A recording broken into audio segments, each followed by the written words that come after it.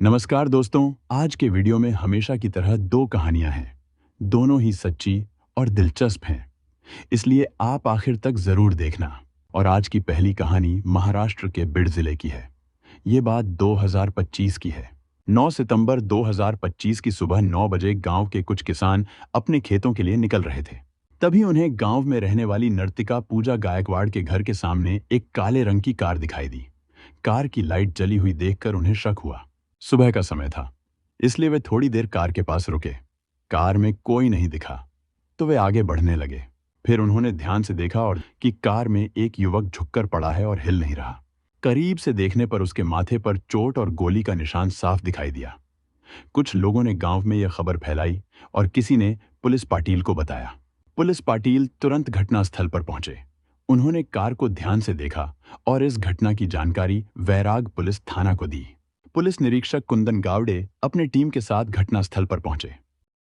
उन्होंने कार की जांच की और कार का दरवाजा खोलने की कोशिश की, लेकिन दरवाजा लॉक होने की वजह से वह नहीं खुला।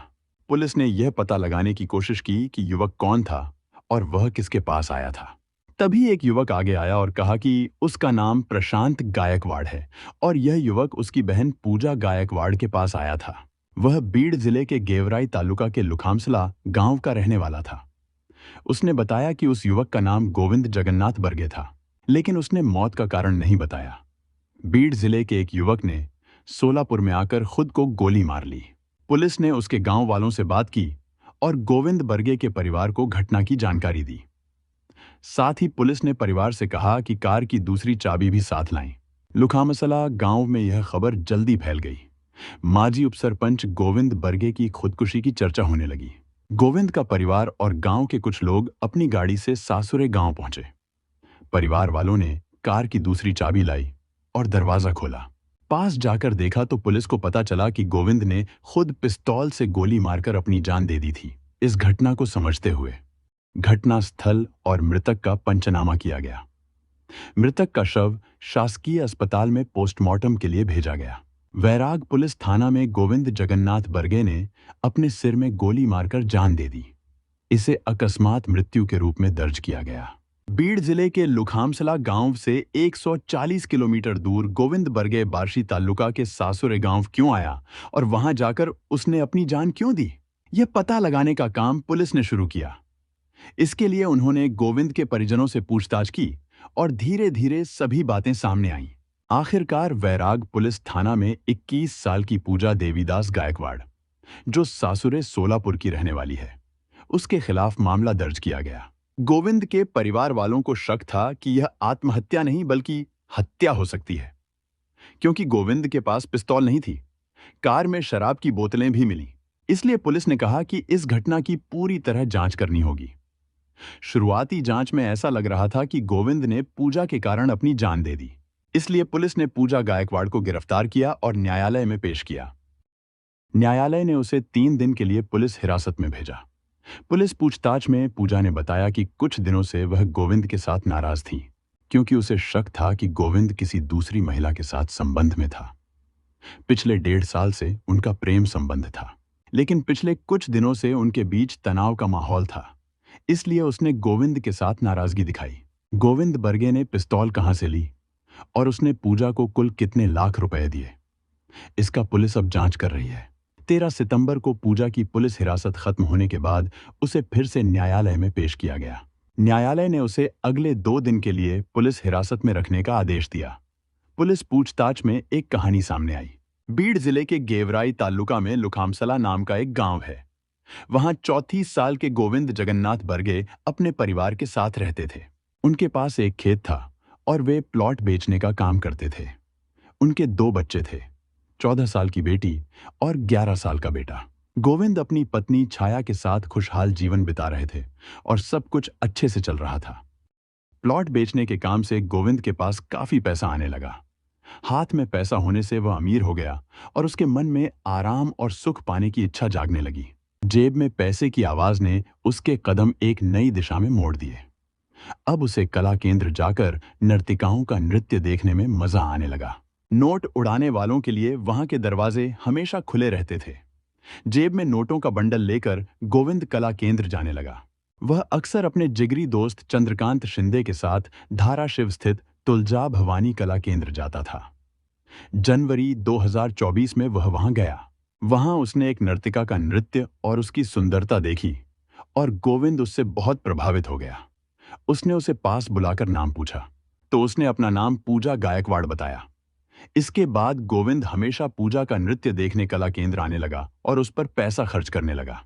इस तरह उनकी जान पहचान बढ़ने लगी। दोनों ने एक दूसरे के नंबर लिए और संपर्क करने लगे। ऐसा लगने लगा कि वे दोनों एक दूसरे के प्रेम में पड़ गए हैं। इससे उनके मिलने और समय बिताने के मौके और बढ़ गए। गोविंद अब पूजा को खुश करने के लिए शॉपिंग करने लगा और जो भी चीज वह चाहती वह उसे दिला देता। पूजा के करीब आने के लिए गोविंद ने पैसे की परवाह नहीं की। वह सच में उसके लिए दीवाना बन चुका था। गोविंद विवाहित था, लेकिन किसी औरत की सुंदरता देखकर उसके लिए अपनी दौलत खर्च करना गलत नहीं लग रहा था। अमीर और गांव की राजनीति में लगे गोविंद से ऐसे काम करना उसके जान पहचान वालों को अजीब नहीं लगा। अमीर लोगों की ये आदत होती है। उसके घर वाले भी शायद जानते थे कि ऐसे काम होते रहते हैं। पूजा के प्यार में पड़कर गोविंद पूरी तरह उसके पीछे हो गया। पूजा पैसों पर नाचने वाली नर्तिका थी। गोविंद ने उसे 1.5 लाख का मोबाइल दिया।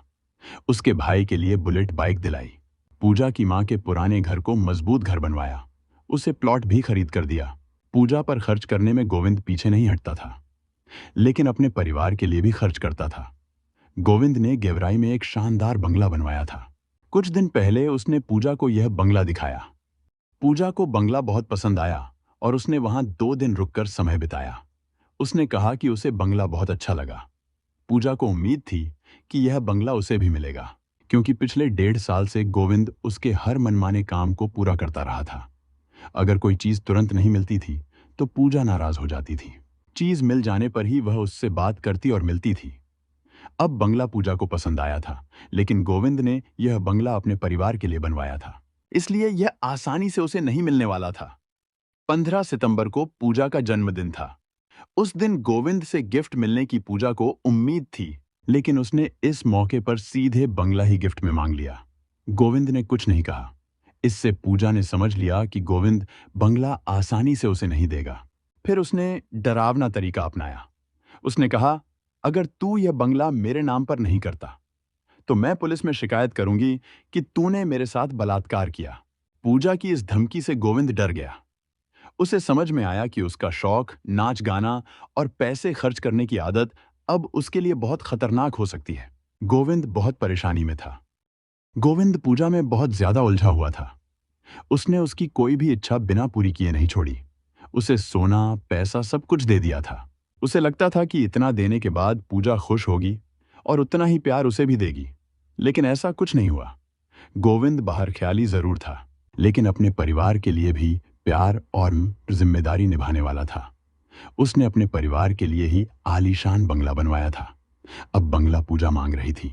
इससे गोविंद की मुश्किल बढ़ गई। उसे समझ में आया कि हालात उसके हाथ से बाहर हो रही है। इस समय गोविंद को यह तय करना था कि अब रुकना होगा, लेकिन पूजा में इतना उलझा होने की वजह से वह उसे छोड़ने के लिए तैयार नहीं था। कुल मिलाकर यह बताता है कि एक संवेदनशील और अपने परिवार से प्यार करने वाला इंसान भी अगर किसी प्यार के धोखे में फंस जाए तो कितनी मुश्किल और दुख भरी स्थिति में आ सकता है। गोविंद ने अपनी इस परेशानी की बात अपने जिगरी दोस्त चंद्रकांत शिंदे से कही। उसने कहा, मैंने अपनी पत्नी छाया से ज्यादा पूजा के लिए किया, उसे सब कुछ दे दिया, लेकिन अब वह बंगला चाहिए कहकर मुझसे बात करना ही बंद कर दी है। इससे मुझे बहुत दुख हो रहा है। पूजा बंगला पाने के लिए अड़ गई थी, लेकिन गोविंद उसके बिना नहीं रह सकता था। जब उसने देखा कि पूजा उससे बात नहीं कर रही तो वह परेशान हो गया। पूजा से मिलने के लिए गोविंद 8 सितंबर 2025 को सुबह 7 बजे लुखामसला से तुलजा भवानी कला केंद्र गया। उसने वहां के मैनेजर को बताया कि वह पूजा से मिलना चाहता है।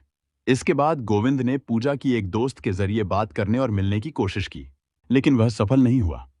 आखिरकार नाइलाज में गोविंद पूजा के घर सासुरे गांव गया। वहां जाकर उसने पूजा की मां से कहा कि अगर पूजा उससे बात नहीं करेगी तो वह अपनी जान दे देगा। लेकिन पूजा, जो सिर्फ पैसे के लिए प्यार का नाटक कर रही थी, इससे प्रभावित नहीं हुई। निराश होकर गोविंद रात में अपनी कार में बैठा और अपने सिर में पिस्तौल से गोली मारकर जान दे दी। इस पूरे मामले से हमें यह सीख मिलती है कि पैसे और दिखावे के पीछे अंधाधुंध प्यार में पड़ना या धोखे के जाल में फंसना बहुत खतरनाक हो सकता है। संवेदनशील और परिवार प्रेमी इंसान भी ऐसे मामलों में मानसिक दबाव में आ सकते हैं। इसलिए अपने निर्णय सोच समझकर और विवेक के साथ लेने चाहिए।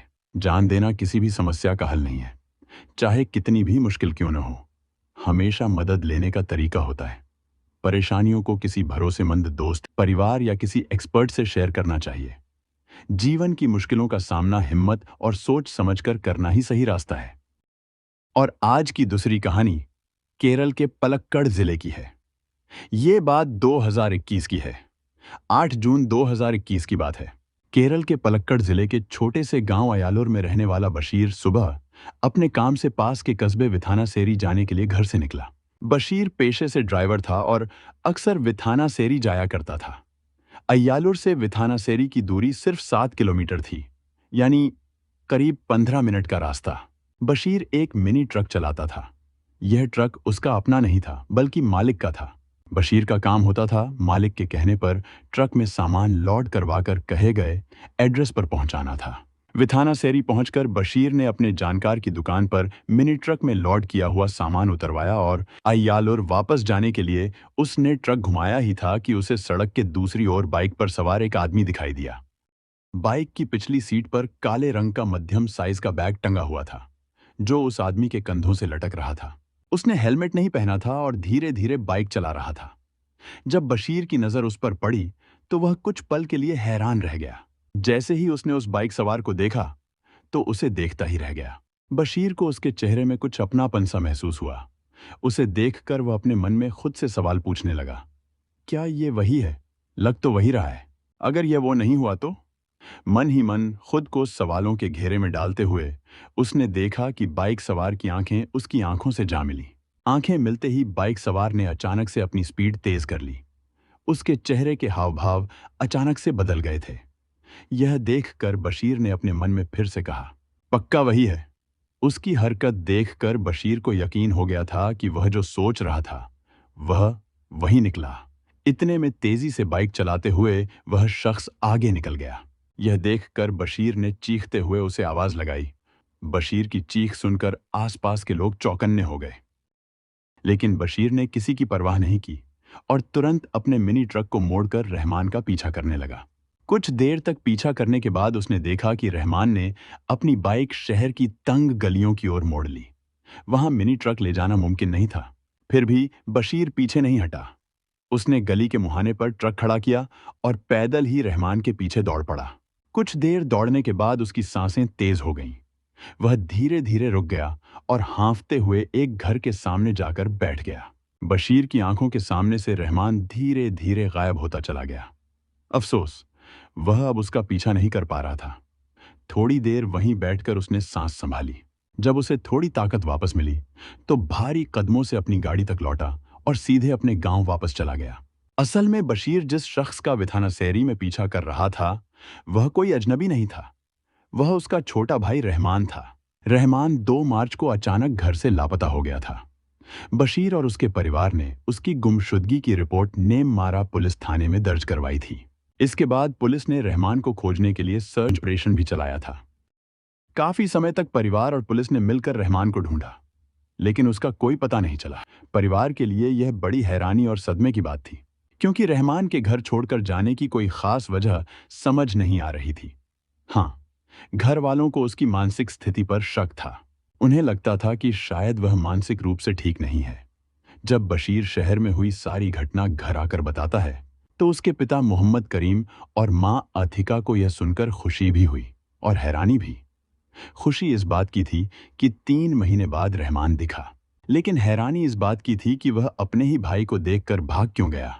यह सवाल परिवार के मन में शक का गहरा बीज बो गया। इस शक को दूर करने के लिए पिता मोहम्मद करीम ने बशीर से कहा कि वह फिर से नेममारा थाने जाए और पुलिस से रहमान को ढूंढने में मदद ले। बशीर ने पिता की बात मानी। वह थाने पहुंचा और थाना प्रभारी को पूरी घटना विस्तार से सुनाई। उसने उनसे गुजारिश की कि रहमान की गुमशुदगी की बंद पड़ी फाइल को दोबारा खोला जाए। थाना प्रभारी उसकी बात मान गए। थाना प्रभारी ने देर न करते हुए कई पुलिस टीमों को बनाया और उसी इलाके में खोज शुरू करवाई जहां रहमान को आखिरी बार देखा गया था। लगातार 2 दिन तक तलाश चलती रही। आखिरकार पुलिस ने रहमान को ढूंढ निकाला। वह उसी गली के एक मकान से मिला जहां बशीर ने उसे पहले देखा था। रहमान वहां एक लड़की के साथ किराए के मकान में रह रहा था। रहमान मिलने के बाद पुलिस ने उसे स्थानीय कोर्ट में पेश किया। कोर्ट में रहमान ने न्यायाधीश, पुलिस और अपने परिवार के सामने स्वीकार किया कि वह मार्च में जानबूझकर घर से निकला था और किसी को कुछ बताए बिना चला गया था। रहमान ने कोर्ट में बताया कि वह एक लड़की से प्यार करता है और उसी के साथ अपनी पूरी जिंदगी बिताना चाहता है, लेकिन वह लड़की दूसरे धर्म की थी। इस वजह से उसे डर था कि उसका परिवार इस रिश्ते को कभी मंजूर नहीं करेगा। इसी डर के कारण उसने घर छोड़ दिया। यह सुनकर अदालत ने पुलिस को आदेश दिया कि रहमान की प्रेमिका को भी कोर्ट में पेश किया जाए। अगले दिन जब रहमान की प्रेमिका साजिदा कोर्ट में आई तो रहमान का परिवार उसे देखकर दंग रह गया। साजिदा को देखते ही परिवार के लोगों को ऐसा लगा मानो उनके पैरों तले से जमीन खिसक गई हो। रहमान की प्रेमिका साजिदा वही लड़की निकली जो 11 साल पहले अचानक अपने घर से गायब हो गई थी। उसके बाद उसका कोई सुराग नहीं मिला था। असल में साजिदा भी रहमान के ही गांव की रहने वाली थी। उसका घर रहमान के घर से सिर्फ 500 मीटर की दूरी पर था। 11 साल बाद अचानक इस तरह उसका सामने आना किसी चमत्कार से कम नहीं था। यह खबर पूरे इलाके में बहुत जल्दी फैल गई। जब साजिदा के माता पिता शांता और वेलायुधन को पता चला कि उनकी बेटी मिल गई है तो वे भी उतने ही हैरान और परेशान रह गए। उसी तरह से हैरान परेशान थे जिस तरह हर कोई था। साजिदा के माता पिता पहले ही अपनी बेटी को मरा हुआ समझ चुके थे। वे यह सोचकर कि उनकी बेटी कभी लौटकर नहीं आएगी हर उम्मीद खो चुके थे। लोगों के मन में अब खुश होने की बजाय सवाल उठ रहे थे। वे सोच रहे थे कि 11 साल पहले लापता हुई साजिदा इतने सालों तक कहाँ थी। परिवार और पुलिस ने उसे ढूंढने के लिए जितने भी तरीके अपनाए सब नाकाम रहे। आखिर साजिदा इतने समय तक किसके साथ छिपी रही? जब साजिदा को कोर्ट में पेश किया गया तो उसने और रहमान ने न्यायाधीश के सामने अपनी प्रेम कहानी बताई। यह कहानी सुनकर सब लोग हैरान रह गए और उनकी आंखें खुली की खुली रह गईं। साजिदा ने 11 साल पहले रहमान के साथ रहने के लिए अपना घर छोड़ा था, लेकिन वह कभी अपने गांव से बाहर नहीं गई। घर छोड़ने के बाद साजिदा लगातार 11 साल तक रहमान के साथ उसी के घर में, उसके कमरे में ही रही। यह सब इतनी चुपचाप हुआ कि किसी को इसका पता तक नहीं चला। रहमान और साजिदा की यह अनोखी प्रेम कहानी तब शुरू हुई थी जब वे दोनों किशोरावस्था में थे। वे दोनों एक ही गांव में रहते थे और उनके घर एक दूसरे से 500 मीटर से भी कम दूरी पर थे। दोनों के परिवारों की आर्थिक स्थिति भी लगभग एक जैसी थी। साजिदा और रहमान दोनों ने गांव के सरकारी स्कूल से 12वीं तक पढ़ाई पूरी की थी। पढ़ाई खत्म होने के बाद रहमान ने परिवार की स्थिति को देखते हुए गांव में एक इलेक्ट्रीशियन से बिजली का काम सीखना शुरू किया। साजिदा ने अपने घर में ही छोटे बच्चों को ट्यूशन पढ़ाना शुरू किया। रहमान उम्र में साजिदा से केवल 5 साल बड़ा था। वैसे तो दोनों बचपन से ही एक दूसरे को जानते थे, लेकिन उनका करीब का संपर्क तब शुरू हुआ जब एक दिन रहमान उनके घर बिजली ठीक करने आया। यह भी सच है कि उनके परिवार एक दूसरे को जानते थे। छोटे गांवों में आस पड़ोस में रहने का यही फायदा होता है कि हर कोई एक दूसरे को जानता और समझता है। उस समय गांव में भारी बारिश होती रहती थी, इसलिए कच्चे घरों में अक्सर बिजली की समस्या हो जाया करती थी। साजिदा का घर भी कच्चा था, वैसे ही रहमान का भी। असल में रहमान और साजिदा लंबे समय से एक दूसरे को नजरों से देखा करते थे, लेकिन दोनों में बातचीत करने की हिम्मत नहीं थी। एक दिन जब रहमान बिजली ठीक करके घर लौट रहा था, उसने साजिदा के पिता को अपना फोन नंबर दिया और कहा कि अगर कोई दिक्कत हो तो उसे बुला लेना। पहले तो साजिदा ने कुछ नहीं कहा, लेकिन कुछ दिनों बाद उसने हिम्मत करके रहमान को फोन कर लिया। पहली बार की बातचीत तो बस हाय हेलो तक ही रही, लेकिन उसके बाद जब भी मौका मिलता साजिदा रहमान से फोन पर बातें किया करती। धीरे धीरे समय के साथ उनकी दोस्ती बढ़ती गई। साजिदा काम का बहाना बनाकर घर से निकलती और दोनों अक्सर गांव से दूर कहीं मिलते। कभी शहर में घूमने जाते तो कभी दूर के खेतों में समय बिताते। उनकी यह दोस्ती धीरे धीरे प्यार में बदल गई।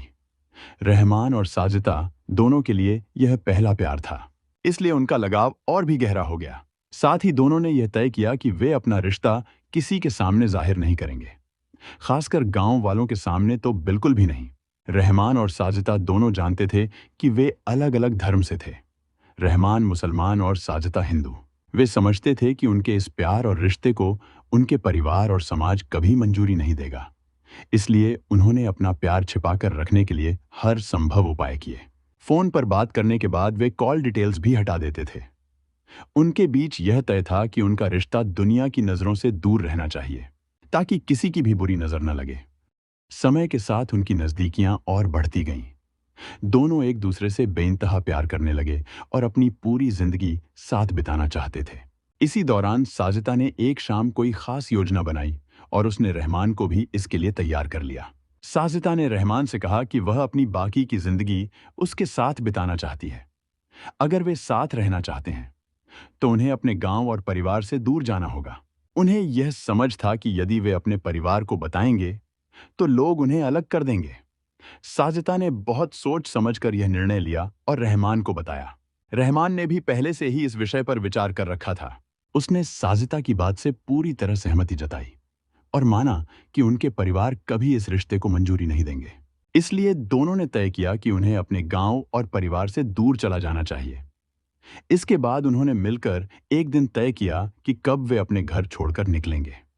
ठीक 11 साल पहले 2 फरवरी 2010 की रात लगभग 9:30 बज रहे थे। ठंड के दिन थे और गांव में ज्यादातर लोग सो चुके थे। साजिदा और रहमान के घर वाले भी गहरी नींद में थे, सिवाय उन्हीं दोनों के। साजिदा ने पहले से ही अपने कपड़े और जरूरी सामान एक छोटे बैग में रख लिए थे। बिना किसी को जगाए उसने धीरे धीरे घर से बाहर निकली और चारों तरफ नजर दौड़ाई कि कोई देख तो नहीं रहा। जब उसे रास्ते साफ और सुनसान लगे तो वह पगडंडियों के रास्ते से तय जगह पर रहमान से मिलने चली गई।